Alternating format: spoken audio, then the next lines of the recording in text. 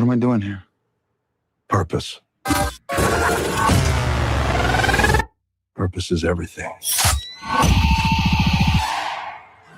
You're scared. We all are. What makes you so special? I'm the best console man around. I steal data in cyberspace. Guess we'll find out. Let's roll.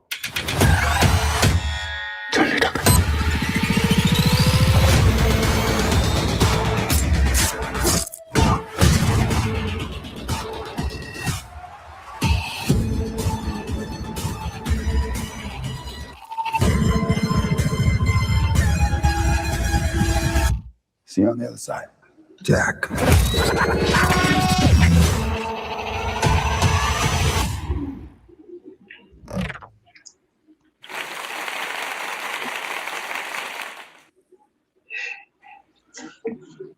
That is awesome. No, I just wanted to do the applause twice and for you to get frustrated at me. Everybody, welcome to Age of Radio Mercury. You just witnessed the world premiere. That's not 100% true. Of Apple's Neuromancer television series, which we're going to dive into first thing after we go through a little bit of, I guess, introduction and conversations. My name is Jeremy. I am the CEO of Age of Radio Media Company, your home for the Age of Radio podcast network, where we help shows grow, distribute, and help them monetize their podcast. And this is Mercury, your home for podcasting and pop culture news. I've been talking, I feel like, since 8 o'clock this morning, and I've done like I feel like we did New Wealth Transfer podcast. That's what that's called, New Wealth Transfer. I called it Good Morning Crypto one point in the day. Man, I've been talking for so long, and we're going to talk for another hour and a half, and we have a show in store for you. We're going to kick it off with Neuromancer here in a moment.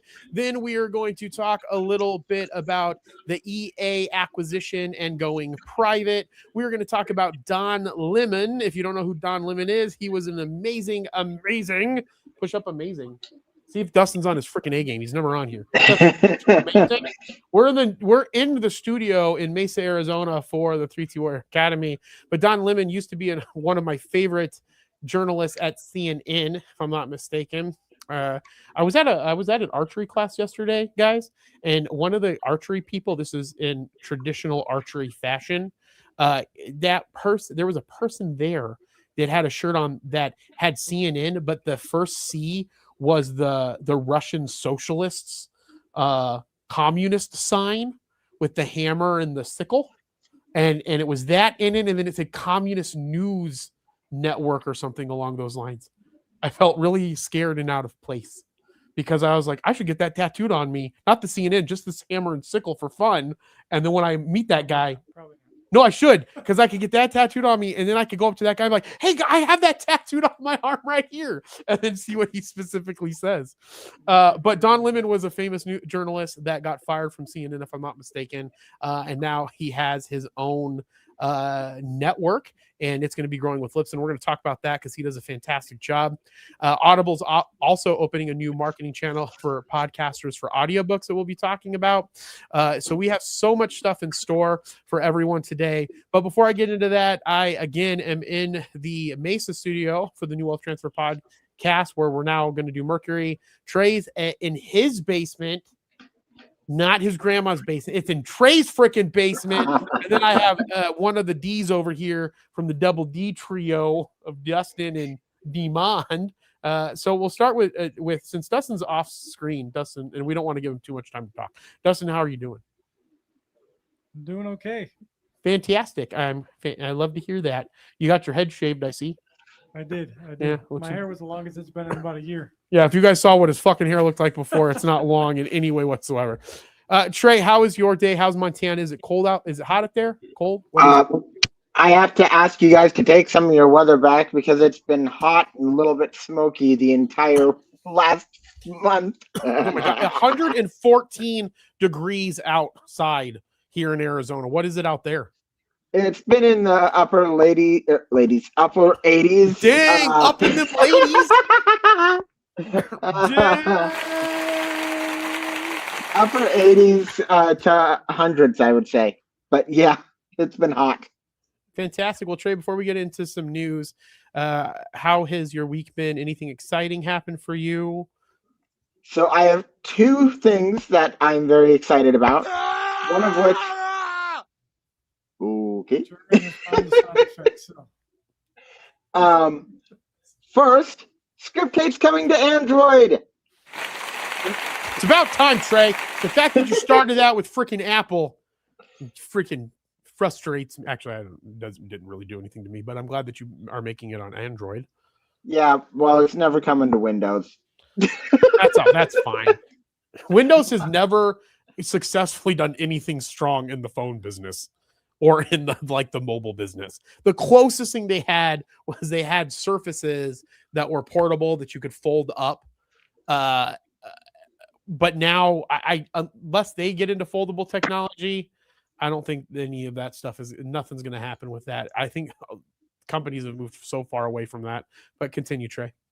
I don't think I've ever told you this, but it also Scriptate also works on Macs, and so it'll work also on Chrome OS and all of that fun stuff when it comes to Android. That's cool. And then, yeah, I'm really excited. And then finally, I'm building something new. I am building an extension for Xcode that is going to clear up code soup and make it more accessible to visually impaired people. And I'm planning on extending it to as many IDEs as I can. That's awesome, Trey. I found my question to you, Dustin, is on these sound effects though. Does that stupid freaking Stream Deck thing? Can I set different sound effects to different buttons on Stream Deck? Because the freaking macros on Stream, it's not really Stream Deck's fault. The macro functionality on StreamYard is ridiculous. Yeah, you can't macro anything in StreamYard, unfortunately. Fucking StreamYard. I'm gonna go follow them on X and bash them. That's one of the downfalls. All right, everybody who's watching this, like and subscribe to it, and then go ahead and go and yell at StreamYard. Yeah, like and subscribe. That was creepy. Don't do that. That was a little weird. All right, before we get into the first article, guys, if you guys don't know, I have a show called Markets Radar. I'd love for you to go follow my Age of Jeremy feed wherever you get your podcast. In that show, I do talk about markets. I love talking about stocks and bonds and cryptocurrencies and foreign exchange and different economies and international markets as well. And so I started a show called Markets Radar where I can talk about that. And you can find that at Age of Jeremy, wherever you get your podcast. The other thing that I encourage you to do before we get started here for the show, if you don't follow the 3T Warrior Academy page, we've actually changed it to, what is it now? The Financial Coach JV page. I think it's just the Coach JV. Go to the Coach JV page. It's now 3T Warrior Academy is now the Coach JV page, and we have this great show on there, the New Wealth Transfer podcast. We had Gonzo, myself, Jackie, and Mario from the coaching team at 3T Warrior Academy on there today, but normally CJV's on it, and his partner May is on it as well, and I'm on it every single week because I love podcasting. The only thing that I think that I would say that I love more than podcast, well, there's two things that I love more than podcasting. One of them I can't say on camera. The second thing that I love more than podcasting is playing music. And the third thing is podcasting and making content. Everybody in the comments, let me know what your favorite thing in the world is. And don't be vulgar is what I would ask of everybody. But Trey, have you ever heard of the book Neuromancer by William Gibson? I have not. I remember you talking about it a while ago. I think this is the first trailer we've seen for it. Yeah, absolutely. So essentially, Neuromancer was a book that came out in 1983, I believe it was, and it coined the term cyberpunk, and that's where the cyberpunk theme and genre kind of came from. And then you had I forgot the publishing company name, but they made a game called Cyberpunk to go along with it. That was a role-playing game, which is now what is Cyberpunk 2077, I think it is, on the video game consoles by Red Project. And so essentially we just watched the trailer for it that was dropped by Apple. And Trey, I'm glad to say that this is the thing that's going to make me get an Apple TV subscription. because I love cyberpunk. It's my favorite genre across anything.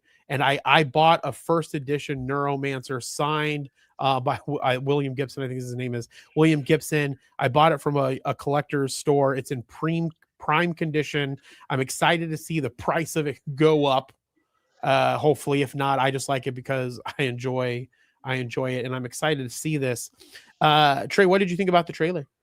I thought it looked awesome. Actually, it seems like a very good action movie, and I know like anything that has tech in it, I'm down. So yeah, so Caleb Turner, he plays the main character in it. Hold on, I'm trying to find his bio here too as well. Give me 1 second here. So Caleb Turner plays it. He plays Case. Brianna Middleton plays Molly. Mark Strong is playing Armitage. And so when we look at this, Caleb Turner, did you ever see Fantastic Beasts, Trey? For the I think that's a part of Harry Potter, if I'm not mistaken. it is. Yes, I did see Fantastic Beasts. The first one, I didn't see the second or third though. Yeah, so Fantastic Beasts: The Crimes of Grindelwald and Fantastic Beasts: The Secrets of Dumbledore. Caleb Turner plays Thesis Scamander. Is that a person in that show? I've never done anything with Harry Potter. So he's known from that. And he also was in War and Peace. It's really good. Brian Middleton, this is going to be one of her breakout roles, so I'm excited for that. But I'm excited for Mark Strong. Mark Strong was the villain in Shazam. He was in Kingsman, The Secret Service, and its sequels. So I'm actually a big fan of Mark Strong. And then there was also another person from Harry Potter in this. I don't know who this person is.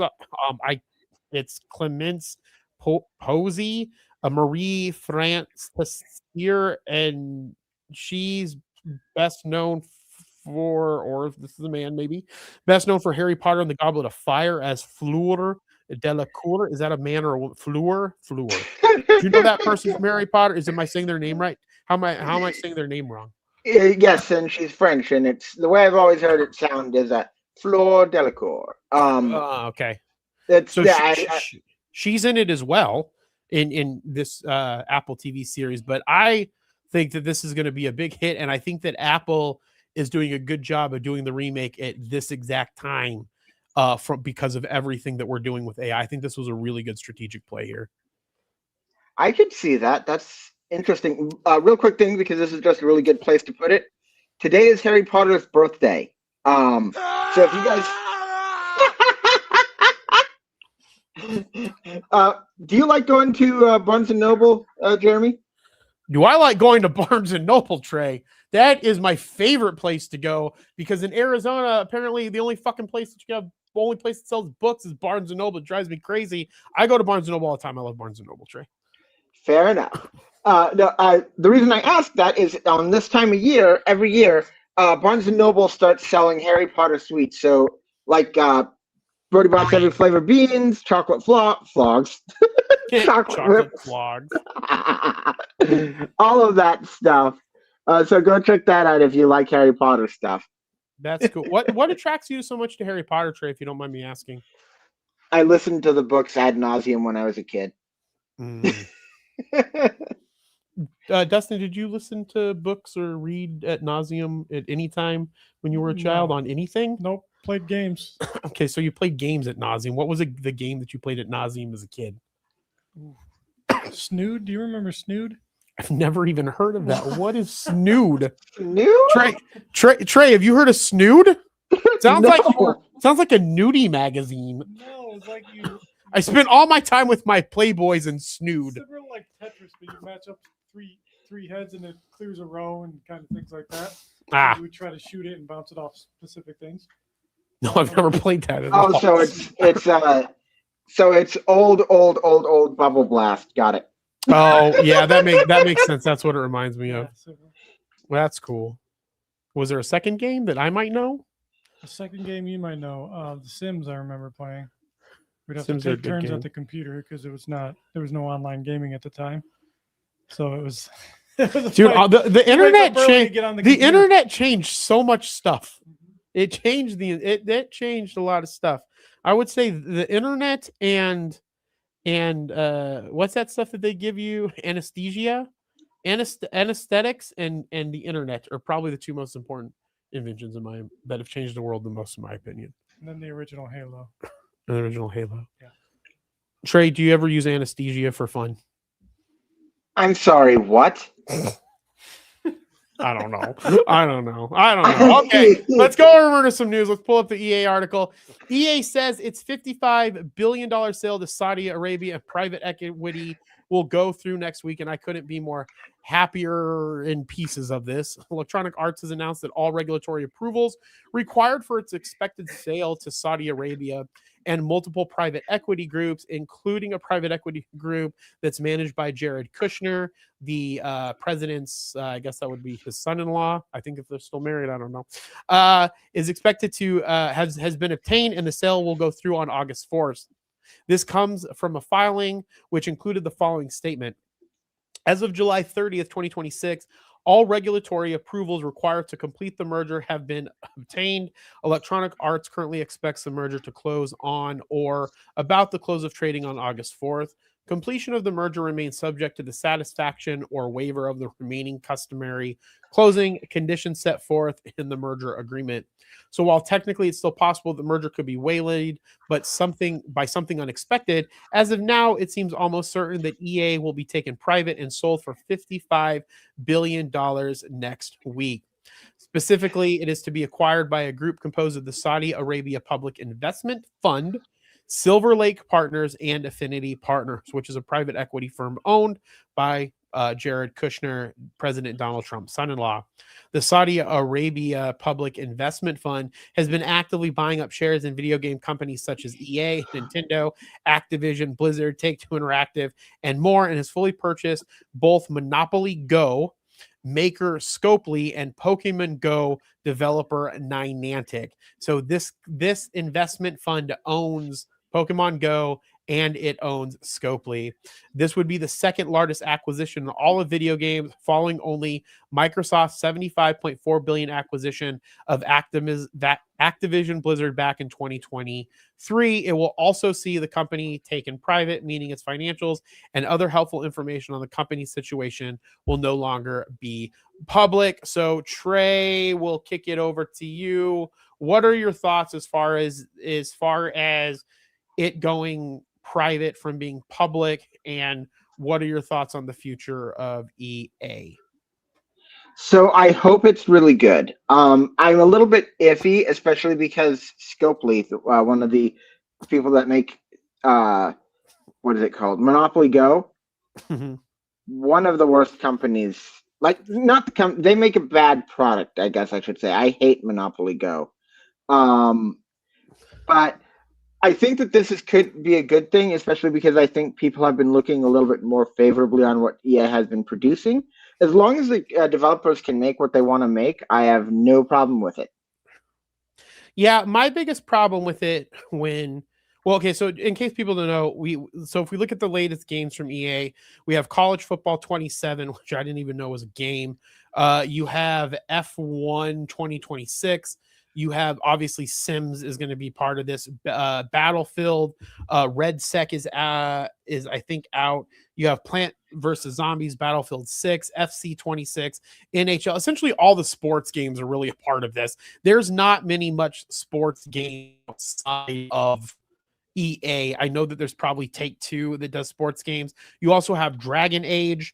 But most of the stuff is essentially game focused. And I think that that's one of their biggest plays here. I don't know from anybody who's watched the show a couple of weeks, maybe a month or two ago, we talked about EA advertising, which is a self platform, right? Where we can go in there and we can set up an ad like we would do on, say, Spotify advertising or on, say, Facebook. And we would go on the platform, set up the ad, and then that ad would be delivered inside of the games, inside of the video game, which I think is one of the most innovative advertising things, or I guess platforms, that have come around in a very, very long time. So from that perspective, I think they're in the right. right realm. My fear is because I believe that a lot of the focus from the Saudi Arabia Public Investment Fund is from the gaming perspective of it, and even owning sports teams and things of that nature. I don't know what that's going to mean for The Sims. I don't know what that's going to mean for Battlefield. And I don't know what that's going to mean for Dragon Age franchises. So that's my only real concern. What's going to happen to those? My guess is they'll probably, if they don't see that those are making the revenue they want because it's private equity, they're going to spin off those games, would be my thought process around it. In fact, I'm going to make a prediction. Push the thing, Dustin. Push the thing. I did it myself. No, I did it. No, I did it. No, because I did the one that did this. You hit the one that did the other thing. Whatever. Take the prediction time off of there. For the love of God. All right. So my prediction is that if they don't make the money that they want, they're going to spin off those divisions. That's the only thing that I'm worried about. But I agree with Trey. Like, the thing that makes creation so great is creators being able to create what they want and not be at the helm of the publishers that are going to be buying the software or taking the software to the marketplace. But any further thoughts, Trey? Nope, that's everything. Fantastic. Well, let's talk about the magnificent Don Lemon. Don Lemon, who's typing? Trey, are you typing something? Yes, I'm sorry. I'm writing down. You said that EA is going to focus on sports more than other games after the acquisition. The only reason why I'm making that is because I was listening to Pivot once when this was going down, and the Saudi Arabia Public Investment Fund, one of their biggest things that they're focusing on is video games, but also as video games relate to sports and with sports football clubs. Gotcha. My apologies. I'll stop the typing. No, Trey, I was just confused because if it was Dustin, I was going to throw my coffee at him. I have a silent keyboard over here. Silent. Let me see that. Type something. Oh, wow. That is really silent. Dustin's typing. That's why I ordered it. Dustin's type. That was smart. I wouldn't have thought about that. Trey, you can still type. I'm typing stuff. There's all kinds of typing going on around these parts. All right. So Don Lemon teams with Libsyn to fuel growth. Well, Trey, in regards to that, were you looking up something with EA? Did you want to add anything? No. I was literally just, because again, we're getting the website ready. So I'm trying to remember what the predictions are. Oh, I forgot. Dustin has to remember all the predictions. All right. Don Lemon was fired from Communist News Network. I think that has a really good ring to it. We should start the Communist News. It sounded good, yeah, I guess. Communist News Network sounds really good. The Communist News Network, the place for liberals. Well, I mean, there's some liberals that are not progressives, but anyway, that's not the point here. CNN, they fired from CNN. What does this say?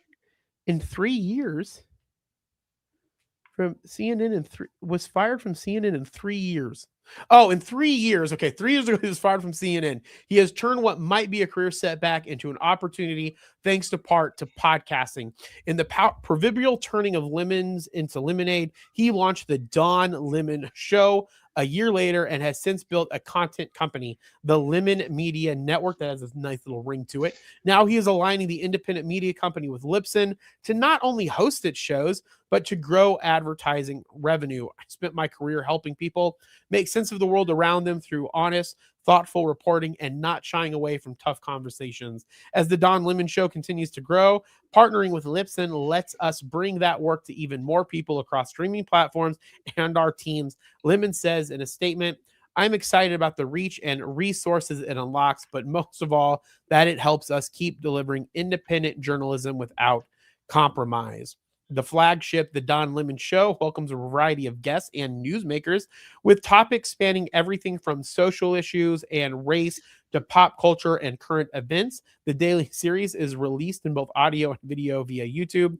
Libsyn says the series averages 300,000 impressions per week. With it, Lemon has been one of the highest profile journalists to leap from traditional media to the creator economy. The Lemon Media Network has grown its reach to more than 10 million followers across YouTube and social media, with audience growth exceeding 50% over the past year.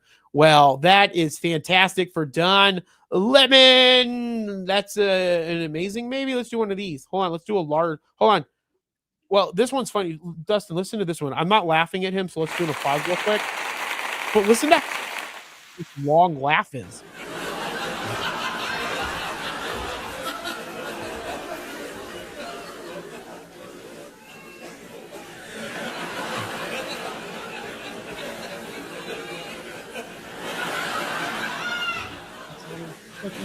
That's ridiculously long. This is the longest laugh in history.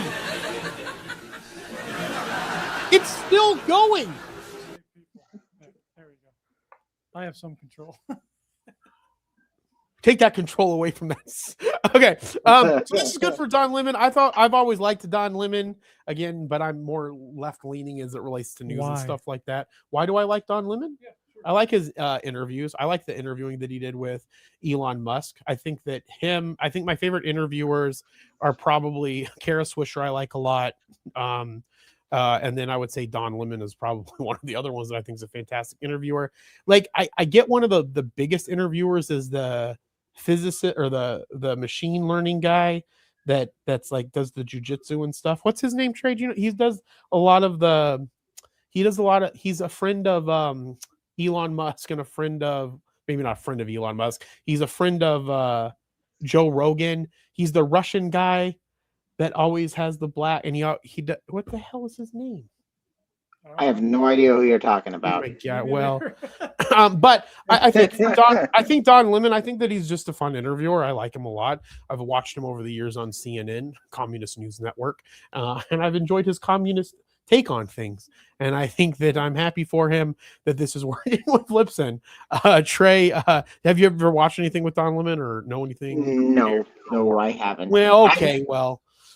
I just wanted to share this because good for Don Lemon. Go watch the Don Lemon show. And I think that this is also important because we're going to see more of this, especially if Paramount Paramount is essentially like working on getting rid of 60 Minutes. If 60 Minutes might have already been gone. And I think that we're going to see a lot of the people from the Paramount ownerships and the changing media landscape. We're going to see a lot more journalists that worked for large networks go and then become their own content creator.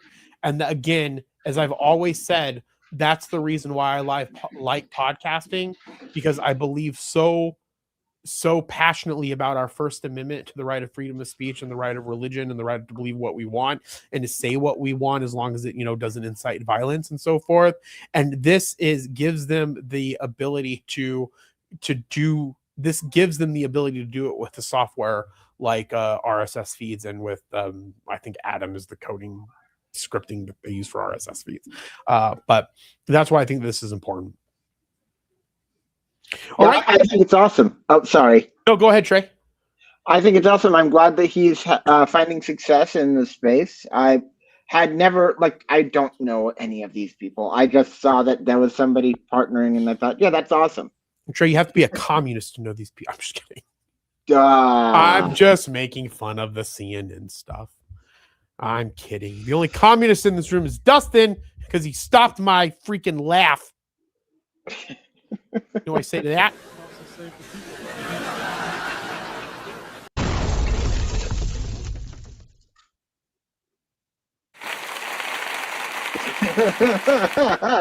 And they should really let you macros these things. They should. I could do all kinds of great stuff. StreamYard, get your shit together. That's what I want to hear from you. Get your shit together. Audible opens new marketing channel for podcasters, audiobooks. Audible is opening a new revenue for podcasters. That's great because I'm a podcaster. Trey's a podcaster. Dustin's essentially a podcaster. And other audio creators looking to expand into audiobooks, launching a business-focused service that makes it easier to distribute audiobook titles in bulk for marketing events and employee engagement. The new Audible for Business program is designed primarily for companies. Hey, I have a company. Conference organizers, publishers, and authors. But it also addresses a long-standing challenge for creators, how to put audiobook editions directly into the hands of large groups of listeners without relying solely on traditional retail sales. Under the program, Organizations can purchase individual audiobook titles in bulk and distribute them using digital redemption codes. Audible says the option is intended for uses ranging from employee training and customer appreciation to book launches, speaking engagements, and marketing campaigns. For podcasters who have adopted their shows into audiobooks or are considering creating audiobook originals, the offering creates another potential way to build audiences and generate revenue beyond advertising, subscriptions, and direct sales. Trey, what are your thoughts, sir? I think this is fascinating because this is the third week in a row that talks about this intersection between audiobooks and podcasts that I would have never thought of before. Yeah. But it's not a bad thing. I think it's actually fantastic. And the more people can get people into their podcasts, that's awesome. Especially if it's something that you're still doing, and it's like a audiobook is like you can, like, for instance, if you wanted to, if you had a long enough show, you could take all of the shows on a certain topic and put them into an audiobook, give them some editing, give them some organization, and Bob's your uncle. Yeah. What did you just say? Bob's your uncle? Yeah. Oh my God, Dustin! Right, Bob's your uncle there, and Bob's your uncle is the second T-shirt we're making. No. You're hanging on like a barnacle on the rock. And Trey, the only reason why you don't have a shirt yet is because I need someone to make a Shopify. What do we use? Shopify? You can order it straight from Printful. The link I sent you. Oh, that's right. Dustin did everything already. I just need to buy the T-shirts for everybody. Hanging on. And this would help us out. Anybody who's out there that's watching this, the 900 people that are watching this right now, there's only 17 of you. There's 900 people of you that are watching this right now because I'm manifesting into the future. I need you to subscribe to our YouTube channel so we can get to 300 subscriptions, okay? So that we can start a shop so that we can sell. I'll even sell them at, I'll sell them at cost. I don't give a crap. I want everyone to have a hanging on like a barnacle on the rock and our new shirt at Bob's Your Uncle. Trey, where's that from? Is that something Montanans say? No, it's an English saying that I've heard in like an audiobook and on the internet. It's not even like new. That isn't have you ever heard that before, Dustin? Yeah, but I thought maybe that was because you're white. Lived in the sticks, yeah. And Bob's your uncle. Yep, when Bob's do you say this? Like what is the context of this work? It's like it's similar to "There You Go." And Bob's your uncle. It's like a mic drop moment. You know? Yeah. And Bob's your. I'm gonna buy. That's what the shirt could be. It could be, and Bob's your uncle, and then we'll have a mic on the ground. That's the shirt right there. I don't know if anybody will buy it, but I will wear the hell out of it at conferences. All right. Well, before we get into some other news, let's go ahead and talk about where we would be wearing these T-shirts. First, and this is new to Dustin, I want to talk about UwuCon because Age of Radio is now the title sponsor, the stage sponsor, and something else. The title sponsor, the stage sponsor, and the Creator Hall sponsor for UwuCon and UwuCon 2026. What year are we in? 2026. Tickets are live right now. Pull up UwuCon, Dustin. I don't know. That's why I need you to pull up the thing. I didn't do any pre-planning for this whatsoever. I was out eating, and you're supposed to be doing all the pre-planning because you went and got a haircut and you didn't go to Pita Jungle with us. All right, UwuCon, October 2nd through the 4th. I hope that weekend is an important football weekend, and you're going to be missing it because of. So it's not going to be that pivotal. Wait, the playoffs are going to be in October? No, it's getting close to. Oh, okay. Yeah. October. Did you say that you're already damning the Titans? Okay, so anybody who's a Titans fan out there, Dustin's a hardcore Titans fan, but he has no faith in that team. I have to lower my expectations. He has to. Crushed. Okay. All right. So October 2nd, 4th to 2026, we will be up there, powered by Age of Radio. We'll be up there soon, but Dustin took 5 weeks to get a freaking thing to Jared, and I don't know where anything's filed in our filing system. And so October 2nd through the 4th, Mesa Convention Center. Trey's going to be there. We're flying Trey down. Nice. Trey is going to be there. Dustin's going to be there. Dustin's brother, Mario's going to be there. You don't know who that is. He's just going to help with tech stuff. Let's see who else is going to be there. Chuck's going to be there. Bree's going to be there. Jinx is going to be there. Thermo's going to be there. We're going to have a really big setup. So if you're in the state of Arizona, or if you want to fly into the state of Arizona, come to UwuCon. It's one of the best and largest conventions as it relates to anime and voice actors. And I guess cartoonists, I guess mainly voice actors and anime would be the biggest two ones, right? Yeah. So come on down. Age of Radio is powering this bad boy, and we're going to be working to get some of these creators onto the show over the next couple of weeks to talk about some of their stuff, which is going to be a perk to the people that are a part of UwuCon and the creators that are coming to UwuCon, because they will get to come to our show and get in front of the thousands of people that watch our show. Again, manifesting here because there's 17 of you. So, but if you could share the show with more people, that would be helpful as well. If not, I'm still going to do this because I like doing content. So if you don't like the term Uwu, that's fine. Everybody loves the pink, whatever the hell that is. Go to badges. How much are badges?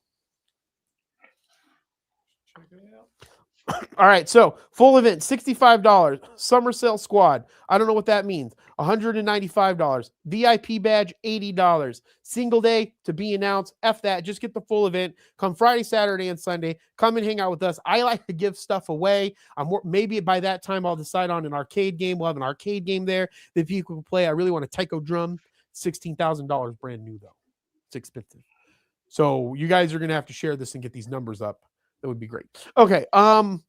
Trey, anything cool thoughts about UwuCon? Are you excited about it? What's going on in your life? Definitely excited. Very much looking forward to coming down. Going to definitely need to make sure that I bring a water bottle, and maybe some gamer subs or something, because not a sponsor. But if you guys saw me at the end of the last one, I think we've mentioned it a few times now. I was completely zonked at the end of the. Yeah, we almost killed Trey. Oh, Dustin, do we have a green suit? No. Okay, Dustin, I need you to buy a green suit. Who's Okay, wearing I'm gonna wear the green Okay. suit. Okay, no, you're not gonna wear the green suit. I'll wear the green suit. We're gonna get a green backdrop, and we're gonna roll Rolly across the green screen multiple times.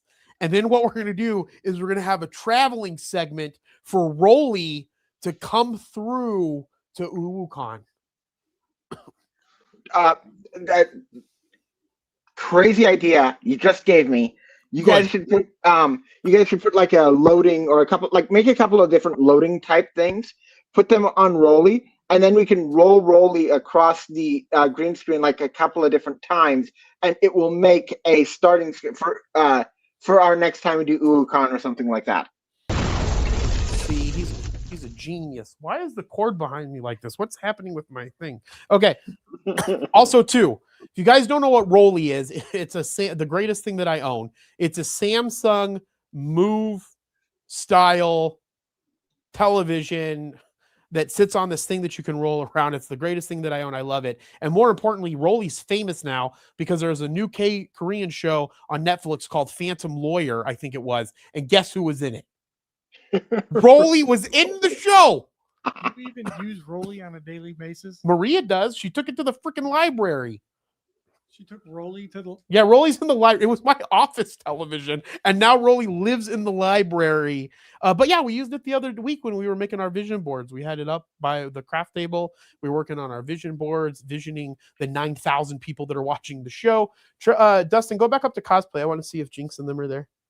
Because Jinx and Thermo, that you guys have seen here on Mercury, that are part of the Mercury crew, they are in charge of the cosplay. And last year, we did we did a shitty job too, because me and Jinx had completely miscommunicated on what was really required, and I was just going live like I normally do, and we were still trying to figure out our live setup. And so some of the stuff that we got for Jared, I feel bad about. So I'm gonna talk to Jared. There's me. Oh my god. Oh wow. Arrgh, there's Linus. up there. Oh my gosh, Linus is up there. But we're on the cosplay groups, but we're gonna be a title sponsor, so it's all good. Cos Talk Live, that's their show. Go check out Cos Talk Live with Thermo and Jinx, and Amber Bright Props, I think is what she goes by. And we also have a new female that I don't remember her name or anything about her that's going to be on the show as well to see how she does. At least that's what Jinx tells me. But here we are. And then we'll have Danielle and we'll have Foam Talk. Man, we have a whole lineup of people. If we could get them on this Friday show, it'd be crazy in here, Trey. It would be crazy. Crazy. Already almost quadrupling the numbers from the last time I ran this.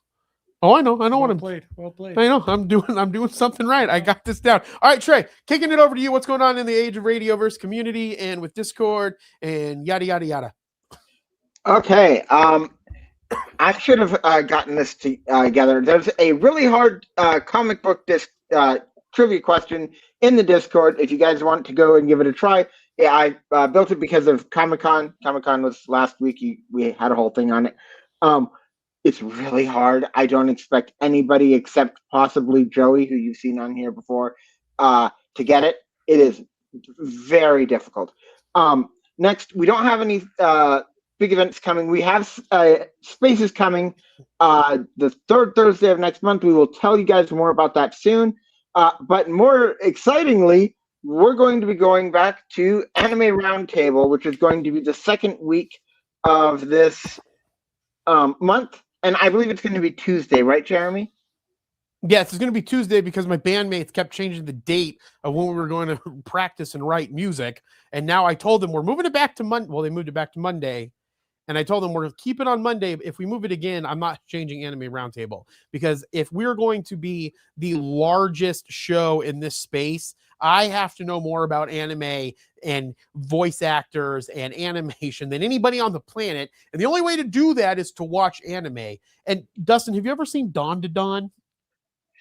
Never heard of it. Oh my God. It's about this girl and this boy, and they do this little bet thing. I'm paraphrasing here. And one of them believes in aliens. The other one doesn't believe in aliens. And then one of them believes in ghosts and the other one doesn't believe in ghosts. So they end up going to this place, and it turns out that aliens and ghosts are both real. And the boy gets possessed by this alien that likes to eat dongs.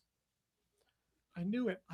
You know what? I knew it was going to be something. That's super every weird. time the demon thing shows up, it's like, let me eat your dong. Like, let me see if I can find Trey. I'm telling you, it's so weird. Hold on, I'm gonna go see if I can find it. I'm gonna go try to find it. Hold on. Let me go see if I can find it. Okay, hold on. While you're doing that, I want to ask you about some more normal ones. Have you finished watching Full Metal Alchemist Brotherhood yet? No, because my freaking PlayStation's not set up, and I like watching it on my Blu-rays. Because I'm Fair enough. Go on. No, it's let me gobble your dong. Oh gosh. Guess Elise's asking for permission. And the dub says weenie. This says Don to Don, let me gobble that weenie. I'm gonna see what this is. Hold on. I want to see what this is. Dustin, let me send this to you. Hold on. Let me go in here. Oh Lord. I don't know what's happening right now. Hold on. Let's send this. Dustin, how do I send things to you? Let me send it to you in the Teams or StreamYard. Yeah.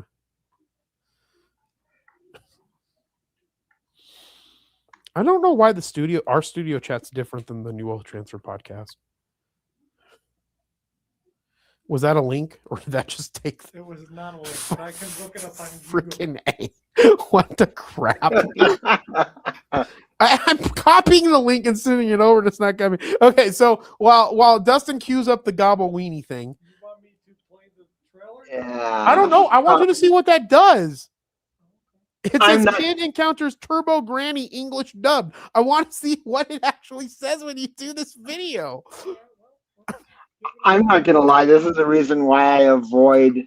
Oh, here it comes. You think so? I guess it's because you're so easy to talk to.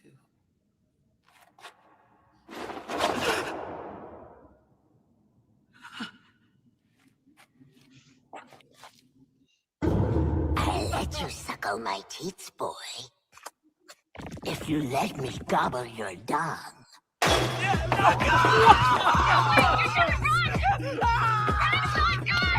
I don't believe it! She's no ghost, she's an old lady! Yeah, that's it! She's a creepy weird old lady!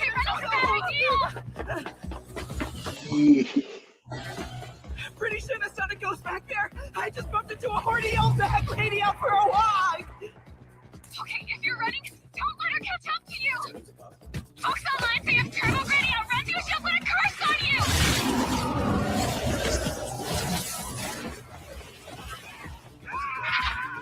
Okay, you can cut it. Why are you screaming? That's literally in the first episode of the show. That's the first thing that happened. I mean, that's not the first thing that happens in the episode, but the first thing that happens in an episode, I think there's a guy that's trying to rape the girl or something. It's horrible. Trey, it's weird. But it's like the second, when I was making a list, it was one of the second rated podcasts to watch. Yeah, some people on anime shows to watch. Yeah, I love everybody who is in the anime fandom, but some of you guys are weird. That and Chainsaw Man, I have avoided like the plague. Yeah, nope, thank you. No thanks. All right, well, getting us back here, Trey. What were you asking me? No, I haven't watched anything else. I've been reading a lot and watching a lot of K dramas. But my goal is to go hard in the anime space. So Anime Roundtable would be great. So we should get that bad boy back up. Excuse me. I'm sorry. Yeah. I apologize. Yes, I'm really excited for Anime Roundtable. Cool. What else did you have, sir? I think that's everything for the Discord stuff. Okay, last thing, you can go and buy I Need Your Skin on the Geek Collective Linktree. Dustin's going to throw up a link here or a page here. And then what I'd like you guys to do, if you can, go check this out. Age of Radio is also a partner with Geek Collective. So if you head on over to a Geek Collective at linktr.ee Geek Collective, you can buy our comic book that we've published through Divination Comics, which is I Need Your Skin. Okay. And then also I Need Your Skin. So if you go to shop, Dustin, you can buy I Need Your Skin. These are the different covers. It is about a woman who makes a deal with a witch for the most part, makes a deal and that she can stay young forever, but she has to give up a piece of her flesh, and then it turns into the story. So go and check that out. We're also doing a Kickstarter for the second edition of it. And then we are also doing a Kickstarter for The Contract, which is not one of our comic books, but it's one of our company. We're a PR firm for The Contract #1. It's a mature mystery thriller, as you can tell by that woman with the big boobies. And then there's Brackish 1 and 2 as well. So head on over to Geek Collective's Linktree, check some of this stuff out, see if it's going to be something that you're interested in, and go from there, because we're working on building an empire over here. And then there's one last thing that I want to mention, but I wanted to get a link for Dustin. I just want to point out from a friend of ours. I just need to get over to Instagram and give another. Dang it! Are you signed into Instagram on any web? Like, can you go to Instagram? Let's try it. Can you look up Crimson Sleeper Comics? I just want to show people this. I just want to give him a shout out because this young man is one of the funnest people to talk to. He seems really, really intelligent, and also like culturally informed and intelligent. And I did an interview with him a couple of this year at Arizona Comics and Arts Festival's pop-up event that they had, and we talked about his main title, his main comic that he wrote, and we had a fantastic conversation. It was one of the best interviews that I've ever done, and one of the best interviews that I've ever had. And we had a problem with the audio because Dustin couldn't come to the event that day, and it was all on me to do the entire thing, and the whole thing was screwed up. And Dustin, oh, you have to sign in, Dustin. I'm trying. I don't remember my Facebook. That's fine. It's not. Well, anyways, go check out Crimson Sleeper Studios. The point is he has been working so hard since he launched his comic. He does a fantastic job on Instagram, and he was invited to come and be at a panel for San Diego Comic-Con. And I think that that's just stellar. And I just wanted to give him a shout out for all of his hard work, because he has made a great comic book that surrounds Crimson Sleeper Studios, I think is what it is.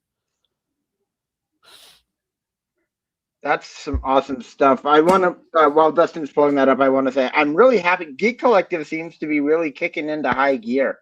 It's they're doing some really cool stuff and some actual Awesome. Crazy stuff going on. I'm really excited for what's going on. Yeah, so go check out Crimson Sleeper Studios. This is our friend. I can't remember his name. I'm horrible with names. But this is his stuff. That's his comic book Scion. And so what's interesting about that is his background, his ethnicity, I think, is Creole. I'm probably pronouncing it I think incorrectly. Creole's correct. Creole. And this, I think that the characters in it are also of that nationality, and this surround a situation that takes place at this Gibbs Green College. And we had a great conversation about school shooting or like campus shootings and things like that in the interview that I did. Is the audio was messed up, so I'm working on setting up a calendar to get a bunch of people onto my Age of Jeremy conversations, and we're going to be starting some other content within Mercury to do more content, because as Trey knows, I want to do more content than God, and since God created the earth, I have to do more. I have to create the entire world and the entire planet. So go check this out. Again, we're not sponsored by him. I just have been watching his social media, and I love seeing people do well. And so I just wanted to give him a shout out on that. Yeah, so Trey, we got the round table going on, and that's about it. Yep. Oh, and our Mercury Spaces, you mentioned that already, though. I did. Yep. We'll go into more details on that once we have images and all that fun stuff, I think, if that's all right with you. Yeah, absolutely. Let's get into some other news over here. Let's talk a little bit more about ads, because I love ads and advertising more than most things.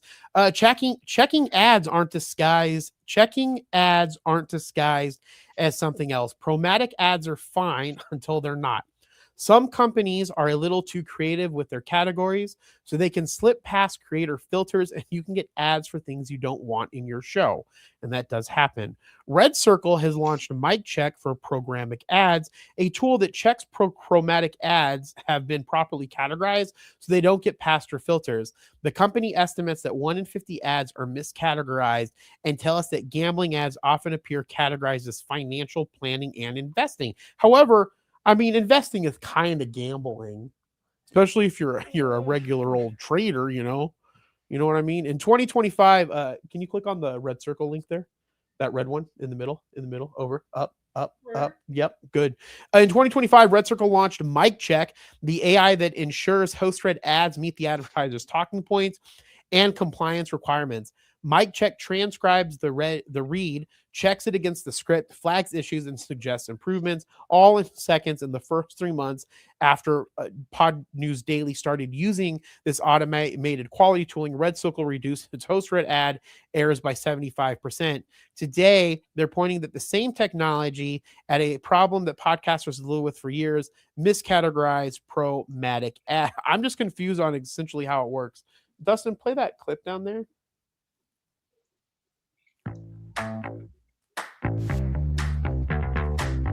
Good old AI. AI is protecting you. Do you actually know what ads are playing on your podcast right now? Nope. Here's the problem with programmatic ads. They're happening in real time on every single play. The ads are inserted as soon as the listener picks up their phone, and each one of those ads has data about who the advertiser is, what the category of the ad is, and so on. But that data is often incorrect, miscategorized, or just totally wrong. And if you want to block certain ads from being on your podcast, well, that data needs to be correct. If you don't want alcohol ads on your podcast, then the label needs to be alcohol on that ad. Last year, we launched Mic Check, an AI for evaluating host-read advertising. But this year, we are adding programmatic to Mic Check's capabilities. The second we see a new programmatic ad, we will transcribe it, we will check the advertiser, we will evaluate the category, and make sure that anything is corrected if it's mislabeled. We've seen ads mislabeled in all sorts of different categories. So if you're blocking politics, you won't get ICE ads. If you're blocking sexual health, you won't get ED drugs. Whatever you don't want on your podcast, Mic Check will make sure that it doesn't get spliced in. If you monetize with Red Circle, Mic Check for programmatic is available today at no extra cost. So with Red Circle's ad platform, you can make sure that you can always monetize without compromise. Oh, so it's if you're using their platform to do the monetization. That's what I was confused about. How does it check it if Spotify's doing it or if someone else is doing it? But it looks like it's through their monetization platform, and now it's checking to make sure that those ads are proper. Right. Is that my understanding, Trey? I think that's right, yeah. Well, that's cool. I think that should be that way. You know, with Age of Radio and a lot of we can turn certain things off for Spotify. So if people don't want political ads on their podcast, we can go and clip that in. But I think that's good.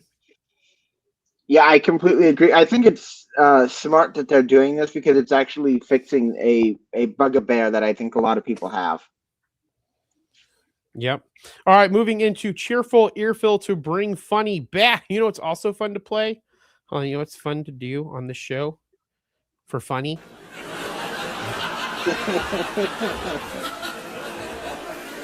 Or funny.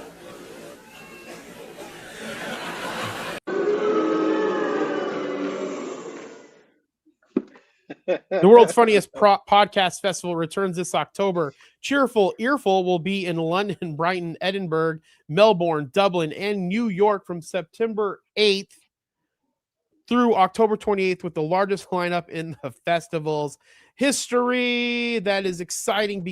Cheerful Earful began life half a decade ago as 4-day festival tucked inside a handful of London pubs. It's since grown to the world's funnest podcast festival, a global community of podcasters and fans built organically from the ground up. This year sees the largest lineup in the festival's history, including the addition of Brighton and Edinburgh linking with the London shows, lovingly referred to as the Ear Canal. Accessibility sits at the heart of what Cheerful does, keeping the barrier to performance low for podcasters and making sure audiences don't have to travel too far to see their favorite shows live. We're so thrilled to be handing a Cheerful Earful Scotland this year. Having worked with the team for a few years, they're really looking forward to furthering their relationship with them and opening their doors to the festival, said Claire McCluskey from Monkey Barrel in Edinburgh. I think this is great, and I think more podcasts should do live shows. We should take our show on the road, Trey, for the 21 people that are watching it right now and see if we can go to one show and get one. Well, don't we technically take the show on the road when you go to? Yeah, I guess we do take the show on. I mean, I was thinking, I guess we do take the show on the road. We do that. We do a good job at it. That's when we get our most watches and most people. So that's exciting. Trey, what are your thoughts on this? You want to go to London? I don't know that I'd go to London, but it does sound like a really fun time. I wonder if it's like more comedic stuff or if it's just like really happy, what's the word? Cheerful? Cheerful, yes, but like the just the ambience, I guess. Let me see. I'm going to go over to the website here.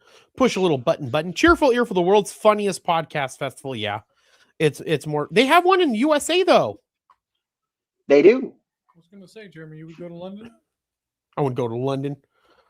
I'd probably go to London. I mean, I don't. Yeah, I'd go to Scotland. He said, I don't.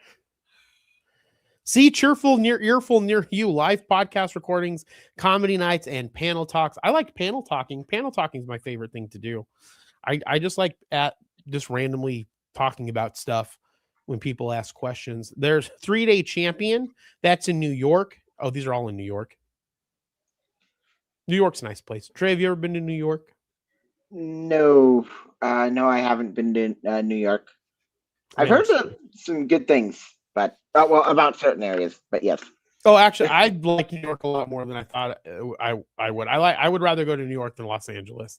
If I had to pick between the two, I'd go to New York. I wouldn't live there. I don't think. I feel like I'd be more like a Vermont person. Oh yeah, I was going to say. Sorry. Vermont, Massachusetts.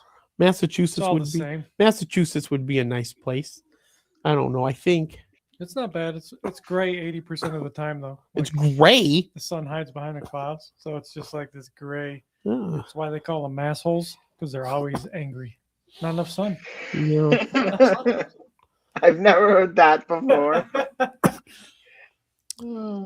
Well, Bob's your uncle. Hence why I hide from the sun. Yeah, I guess so.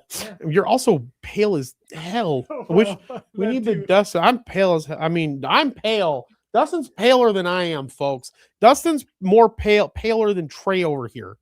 This is a lot of paleness. All right, moving on to some other podcast news. We can get to some pop culture news and run through these articles. We got 25 minutes left, folks. The newly released AMP records are about much more than replacing downloads with plays. They represent podcasting's opportunity compete with more effectively for advertising dollars against television, streaming video, and other digital media.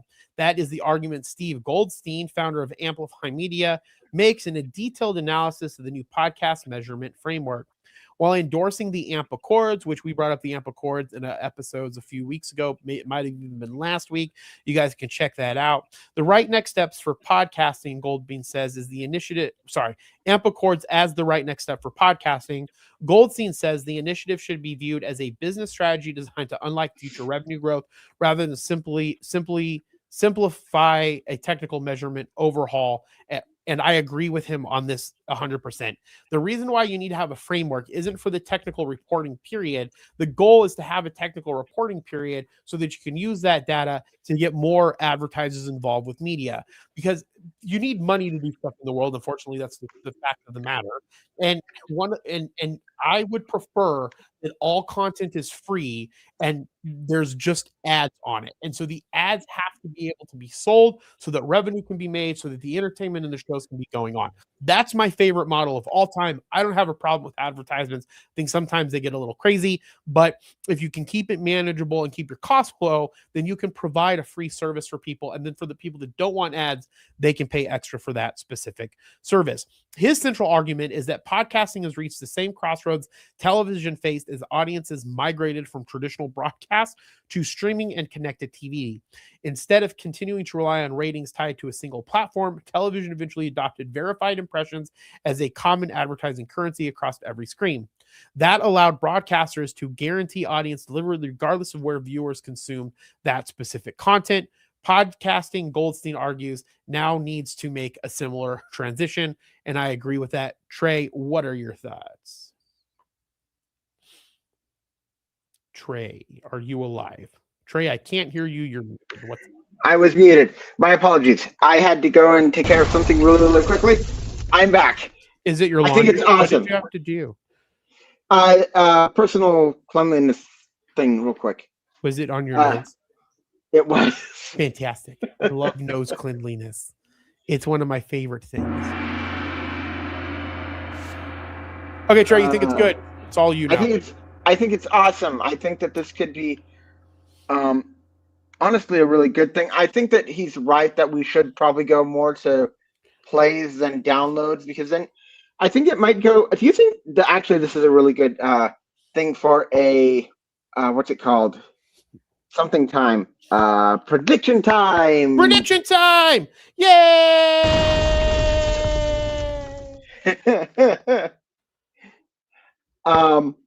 So prediction. Do you think that podcasts are going to start going more of the YouTube thing, where they start tracking how long a user actually listens to a podcast?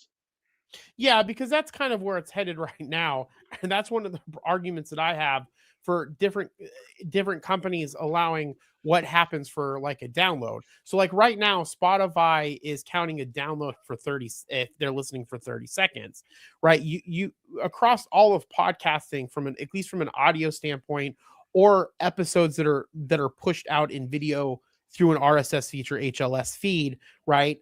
If they're pushed out that way, you need to have it be there has to be some type of standard measurement that says this is what counts as a download. And then that way, if someone's selling ad space to it that can't look at the impression piece of it, like say we can on Megaphone or depending on the platform that's being used, then they can essentially be like, these are the amount of downloads that we're actually getting. And that means that this person is listening to it for this amount of time. Yeah, I completely agree. I think that it's going to end up being essentially very necessary, especially as advertisers want to see more on how much ROI they're getting. Yep. All right. You can't have a Mercury show without talking about our good friend AI. Microsoft's Word now contains ads to supercharge your AI experience, even if you pay for it. Your $130 Microsoft 365 subscription now contains ads asking you to please upgrade to Microsoft 365 Premium so that you can use exclusive Copilot features.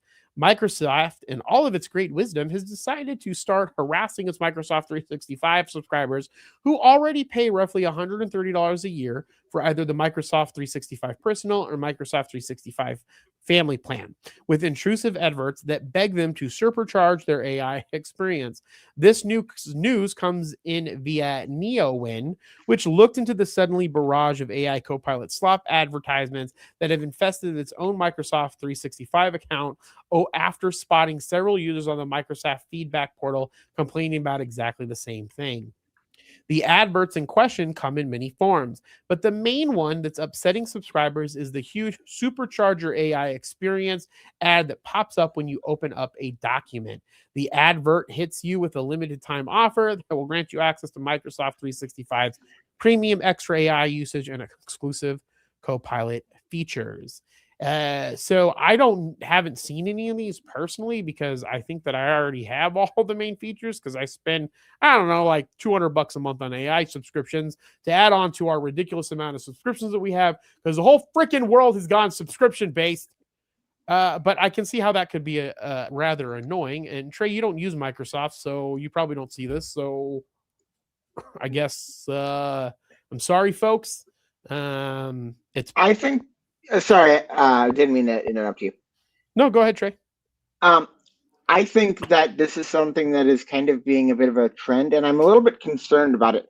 Microsoft, HP, or was it Lenovo? I think it was HP. No, it was Lenovo. Sorry. Are you guys trying to burn your customer bridges? Because you're going to have a lot of people really not wanting to purchase your stuff very soon here. And to be fair, I think it's a lot of companies right now, and it's going to end up in a lot of companies losing their butts. PlayStation being one of them. Man, Trey, hold on. I got a new sound. Trey, hold your thought. Trey said, fuck you, Microsoft, fuck you, PlayStation, and he did one of these. The sound didn't work. What just happened? Oh, there's the punch. Quick. It's a quick slap. Trey's doing a little D-slap on these people. A little D-tap. F you, Microsoft. F you. Who was the other person? PlayStation. All right. That's going to be we're going to call it that, the D-slap. Trey did a D-slap on Microsoft PlayStation. All right, Trey. Continue your thought. Yeah, I'm sorry.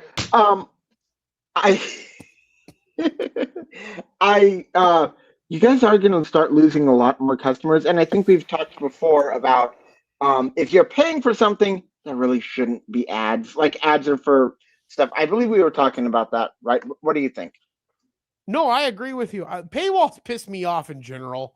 Like there's paywalls paywalls frustrate me in general, but at least with the paywall, it's the user going to try to use a service that they can't use, and then you say to use this service, upgrade to this service. In this specific instance, this is taking it further because it's saying you don't use this service, you're using the service that you pay for, but we're going to constantly give you an advertisement to get you to use the other service that you don't pay for, that you don't even know that you need. Like, that's why the paywall, if you're going to have a service upgrade, do it vis-a-vis a paywall, because then at least they're trying to use the service and then you can get their money from them. This is stupid. Correct. Let them use it for free and then charge them for it if they want to continue to use Correct. Yeah, that's ridiculous. I think this Microsoft. I know your face got when you did it. It just sounds like we're going around tapping all of the freaking. Just going around and tap stuff. Satya, Nadella, come here. Bob's your uncle. Oh yeah. Bob's your uncle. Oh my gosh. All right. Yeah. Funny. All right. Let's go into some Marvel news. Clear out some of these other. We have 4 or 5 more articles left. All right. Marvel's new Fantastic Four horror comic is inspired by writer Benjamin Percy's family history with a cult. What? This sounds amazing. The Fantastic Four are Marvel's first family and are the very face of wholesomeness within Marvel Comics, and it's apt that writer Benjamin Percy would take the the Fantastic Four to much darker waters in the upcoming Midnight Fantastic Four series launching this fall. One of the 3 books set in the Midnight Universe, Midnight Fantastic Four, will be a horror-focused take on the beloved group. At Marvel's Midnight Universe panel at San Diego Comic-Con 2026, Percy spoke about some of the inspirations for the horrors that lie ahead in the series. One of the things I'm going to touch on is drawn from some personal history, and that members of my family were in a cult. That sounds amazing. And so I grew up around that, and I'm channeling some of the unease in Midnight Fantastic Four. I wonder what cult it was. Do you think it's probably like, I bet you money it's that one with Tom Cruise? Oh, Scientology. Yeah, remember when me and Alex did the Scientology testing? No. Oh my god. Okay. So me and Alex, anytime there's a freaking Scientology involved, I try to go get involved with it in some way that I can, for some reason. And so we were at a financial conference. We were at the Women's Expo, and I had a Q Financial booth there. Okay. And Alex was helping me. And there was a big booth that, what's their thing called where you do the testing? What's their like you have these things in your body and you have to do a certain kind of test. You know what I'm talking about, Trey, right? So, no idea. okay, hold on. Testing for what? For the things in your body. Like aura? Is it actually? No. Hold on. I'm thinking cybernet Scientology testing thingy. Hold on, let's see what ChatGPT says. It brought me the Oxford capacity analysis. This isn't. No, not Scientology, the religion. Scientology, the religion cult. So okay, it's called Dianetic. It's Dianetics testing. And so what it did was the advertisement to do the Dianetics testing, it didn't say Scientology. It just said, come and get a stress test. And you come, but the book that's there is the Dianetics book from Ron L. Hubbard. So unless you know who Ron L. Hubbard is and that he was the founder of Scientology and what that is, what you think that you're doing is going and getting a stress test. And the guy that had Alex, Alex had no stress. The guy didn't know how to respond. He was like, okay, well, your stress is really, really good. Mine was off the charts. It's like, you would be good to read our Dianetics book and come to one of our seminars. And that's how they get you in to the Scientology. I bet you this is a Scientology. Sounds like a timeshare to me. It's essentially timeshares are cults, people. All right, Trey, what were you going to say? I was going to say, I think this is really cool. I will be very excited to hear. I don't read comics. I can't read comics. I thought about building an app to actually be able to read comics, but that's something else. I think this is cool. I am curious what you guys think of the thing now that seems to be like adding words to the beginning of like franchise names. Seems to be more and more common. We got another article talking about this soon. But like Midnight Fantastic Four is just kind of. Well, they've kind of done that in the past with Marvel, because you used to have the Fantastic Spider, maybe not Fantastic. You had Amazing Spider-Man, then you had Ultimate Spider-Man, and so essentially, what comic books tend to do is they find those words, throw them in front of it, and then that's a line of that like mini verse of that comic book franchise. So that's not too super uncommon, but it wasn't. It looks like that trend is much stronger now coming back, if that makes sense. And Marvel does it a lot. Because in the next article, it's the Absolute Green Arrows that are launching, correct? Yep. Yeah. So that's kind of that was really big in the 2000s and probably the late 90s, because you had Uncanny X-Men, you had Ultimate X-Men, and then you had Ultimate Spider-Man, Ultimate X-Men, and they were different lines of that thing to tell a specific type of story, or I forgot what the word is for it, not like a universe. There's another word for it. Joey would know. But to that point, yes, I think that seems to be coming. based off of this, it seems like it's coming back because even DC's doing a new a Green Arrow. So DC launched Absolute Green Arrow as a 6-issue series dealing with the mystery of a billionaire serial killer. Oh, that sounds fun. Who started by killing the person who, in the standard DCU, is the Green Arrow himself. Writer Pornshock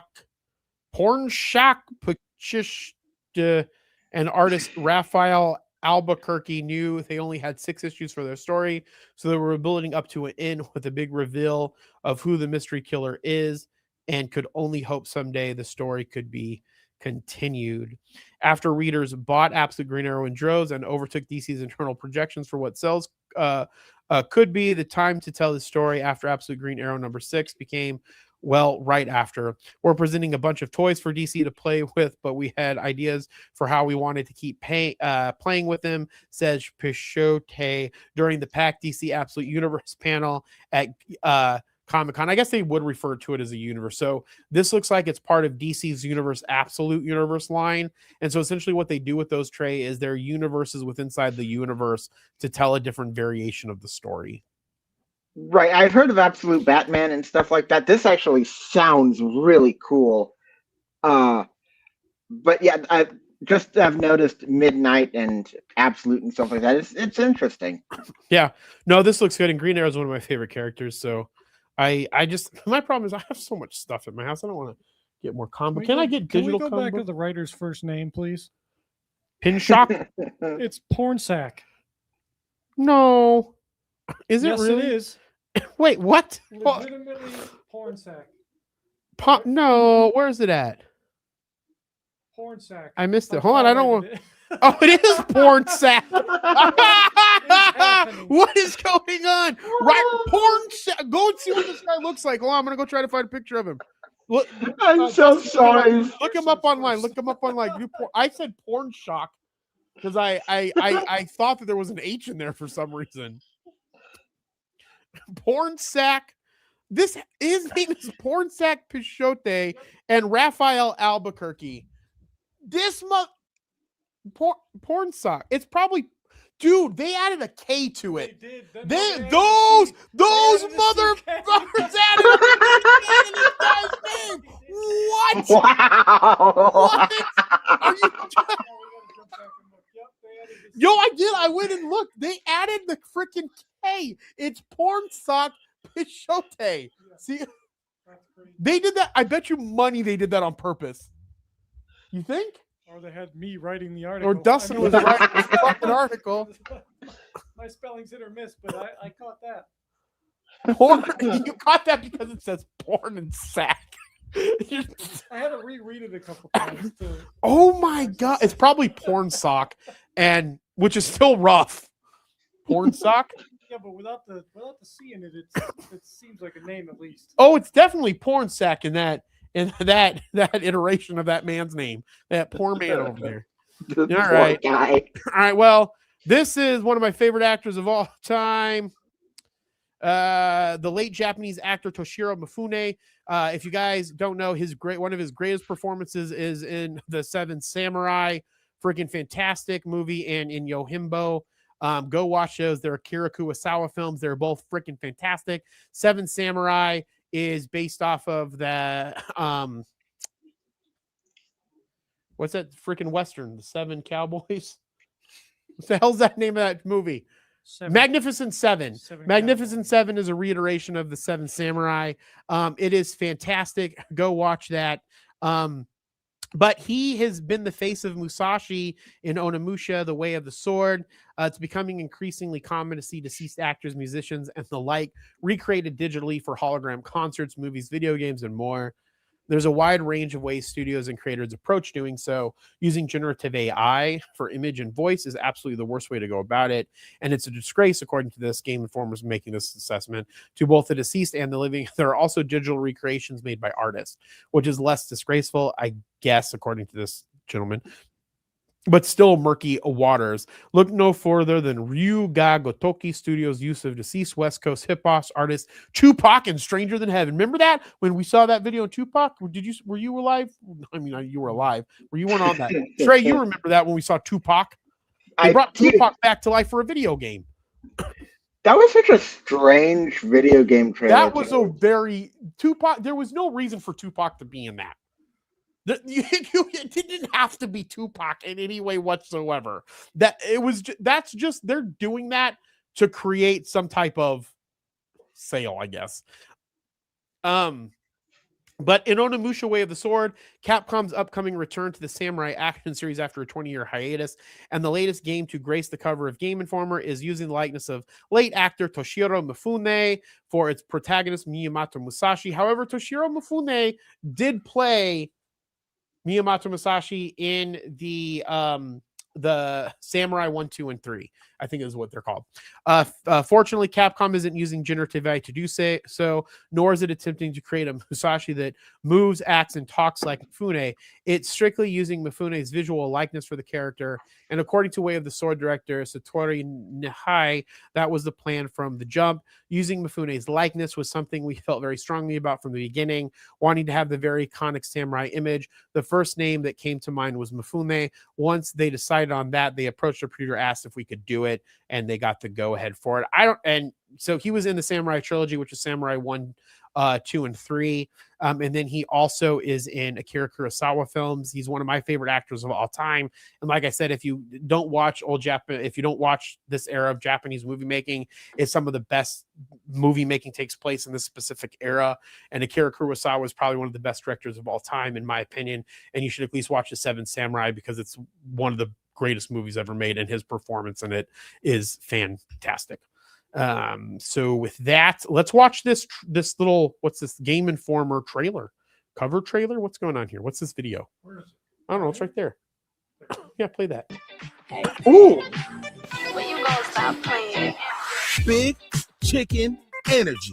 Big. We are not Game sponsored Informer's by. next cover is Onimusha, Way of the Sword. Throughout the rest of July and into August, we'll be bringing you everything on Capcom's revival of the classic Samurai series. New gameplay, developer insights, stories from the past, and even real-life historical inspirations. Subscribe now to lock in your next issue of Game Informer. You know what, guys? We should work.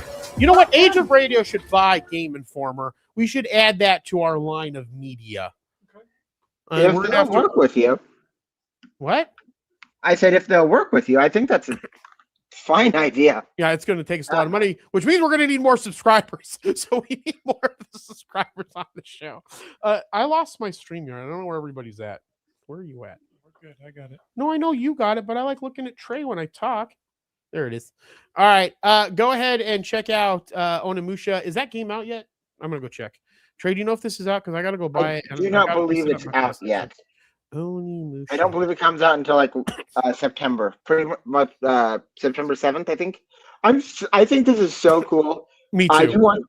I do want to say I don't think it, like, if the guy wouldn't have minded AI, that's not as big of a thing to me. I think it's great that they did actually have artists recreate his face, though. This is just so cool. I'm actually more impressed with the artistry behind the game now. I'm really looking forward. I probably won't play the game myself, but I will probably watch a let's play of it or a stream. Yeah, Onimusha Way of the Sword, September 4th, 2026. It says I can pre-order it, so that means this might be one of the last games that you can buy of a physical fucking disc on PlayStation, Trey. I should probably pre-order this bad boy from a PS6, because since the PlayStation's gonna need a little one of these bad boys, little discs.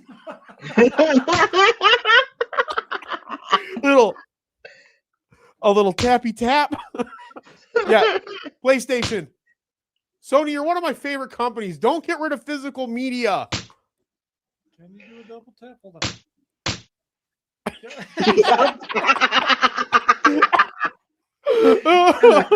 Oh my god, I'm so excited about soundboards. I don't know why we haven't been using them for years. We're gonna use so much. It makes it more fun. It makes it so much more, especially this one.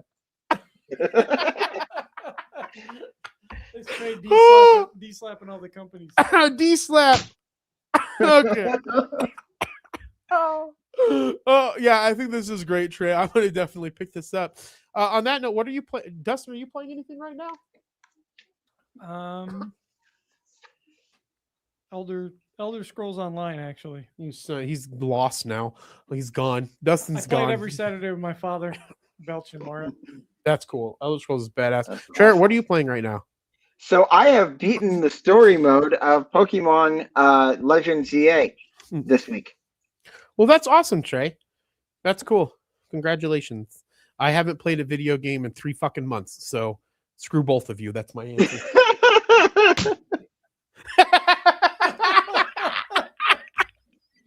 All right. What's these last articles? Katy Perry's in the news. She looks like she's trapped in a giant condom. If you don't see the Oh no! look at this. Look at that one. Yeah. She's trapped in a. She looks like she's trapped in a giant condom. If you don't know what the hell's going on. All right. Katy Perry trapped in large plastic bottle during a recent concert. Sometimes an idea seems good on paper, but then how does this sound good on paper? But then sometimes tries it out and it goes horribly wrong in a way nobody could have predicted. And then other times an idea seems so bad from the start that you question how anyone involved didn't step in and say, let's not do this. Katy Perry's recent performance featuring a moment in which she entered an inflatable tube and got tossed into the audience lands squarely in the later category. Last week, Katy Perry performed at the annual Isle of TV Malta concert event in Florida. Floriana, Malta. The concert was the greatest hits collection, with 41-year-old singer and songwriter performing some of her most popular songs. But one moment during Perry's performance stood out and went viral online. During her performance of I Kissed a Girl, Perry hopped into an oversized inflatable plastic bottle and was tossed into the audience. The idea was that the crowd would move her around for a bit and then she returned for the stage. That's not exactly what happens as seen in... Oh, there's a video of it! Where's the video? Oh, it's down. Where's the... Oh my God, I'm so excited. Play it with sound.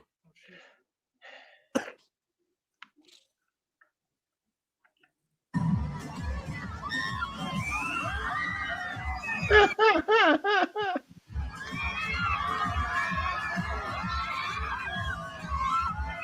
of trap now in the crowd. Yeah, that was who.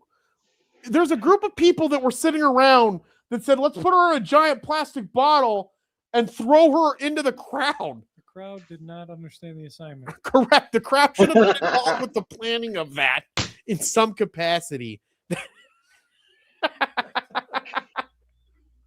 Oh my gosh.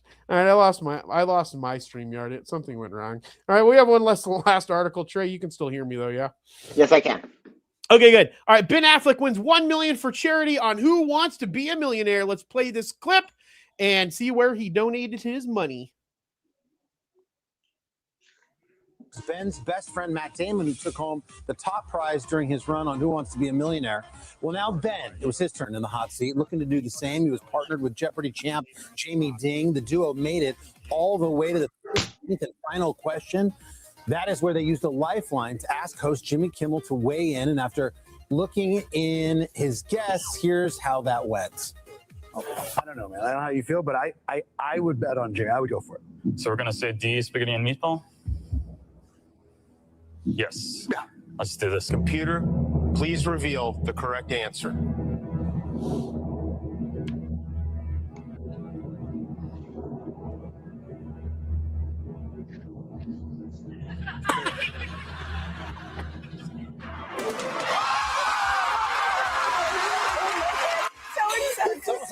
The computer was double checking that for a while there. That was the drama. Well, look at that.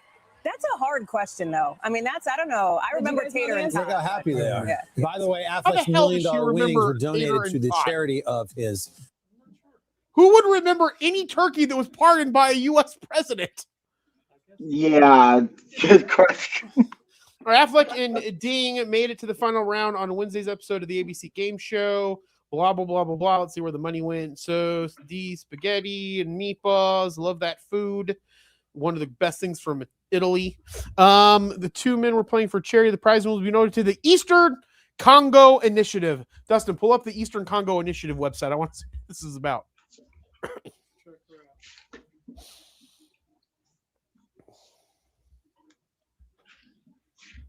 It's time to change AIDS for good. Oh, aid for good.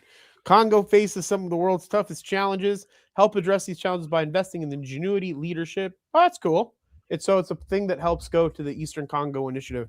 I wonder, which is what it said it did. So that's good. We are a U.S.-based nonprofit organization founded by. Oh, it's going to his nonprofit. I think that they should make it not have to go to a nonprofit that they founded themselves. That seems a little. Yeah, $1 million is going to Ben Affleck. I mean, obviously, it's not going directly to Ben Affleck, but we are a U.S.-based nonprofit organization founded by Ben Affleck and Wendy Williams in 2020. At the first advocacy and grant-making initiative fully dedicated to Eastern Congo, we support locally led solutions. Unless that's the idea behind the show, of that essence of the show, you get someone who has a foundation, and then you get a Jeopardy nerd, and then you guys go and try to win the money for that person's foundation, and then that other guy doesn't get anything. So the Jeopardy nerd does all the work. That's what and it all benefits Ben Affleck. Yes. All right. Well, Trey, any thoughts on this before we close out the show? I think it's cool. I hope it goes to some good stuff in the Congo. That's about it. I think that's awesome. All right, Trey. Well, give us a little, I don't know, exit of something about what you have going on in the world and any calls to action that you have. Sorry, I was trying to get back into do one of these. Ah. Ben Affleck needs one of these.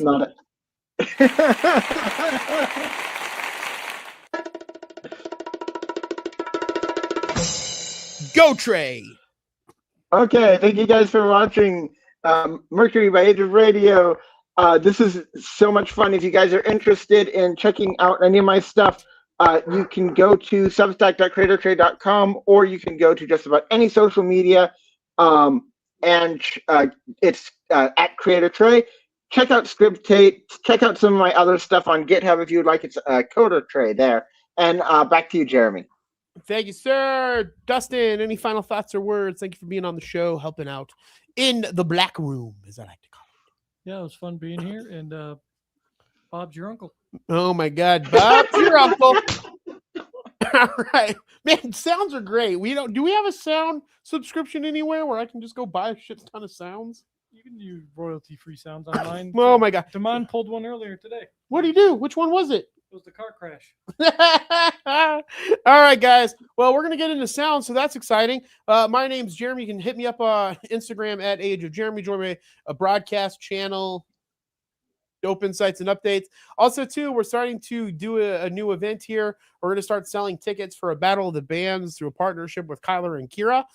So go ahead and check that out if you're local in Arizona. It's going to be a 21 and over show. So go and follow Kyler and Kira Battle of the Bands, so you know what's going on with that. I'll be a judge at some of the Battle of the Bands that's going on there as well. But I'm really excited about that. I'm also excited for everything that Joey's doing over at Geek Collective. So follow Geek Collective, follow Trey, follow me. Make sure that you follow Dustin. And if you guys come to UwuCon and you take some funny pictures of Dustin, we'll throw the funniest picture in Dustin. We'll pick that bad boy out and give you some money. Someone remember that I said that on this show, because that would be fun if you can just get random. We should try to find people to follow you around town and try to get pictures of you, and then we'll give them money for those pictures. I think that would be an overreach into your privacy, but it'll be funny.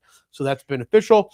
Watch Markets Radar. Markets Radar comes out on the Age of Jeremy feed Tuesdays and Saturdays, where I talk everything markets around the world. And then my Age of Jeremy show comes out on Wednesdays on the Age of Jeremy show feed, where I talk about my business adventures and side quests. So make sure that you check that out. Follow Age of Radio at Age of Radioverse. This Saturday, I'm doing a webinar.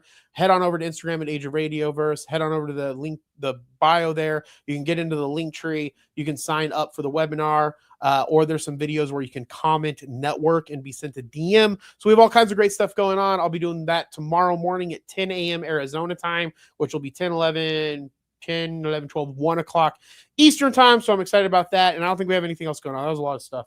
Anything? All right. Love you all. As I always say, be thankful, grateful, and kind. And I'll talk with you soon. Bye. Forgot what show I was on. I almost said Warriors Rise. Do a little D slap to Dustin.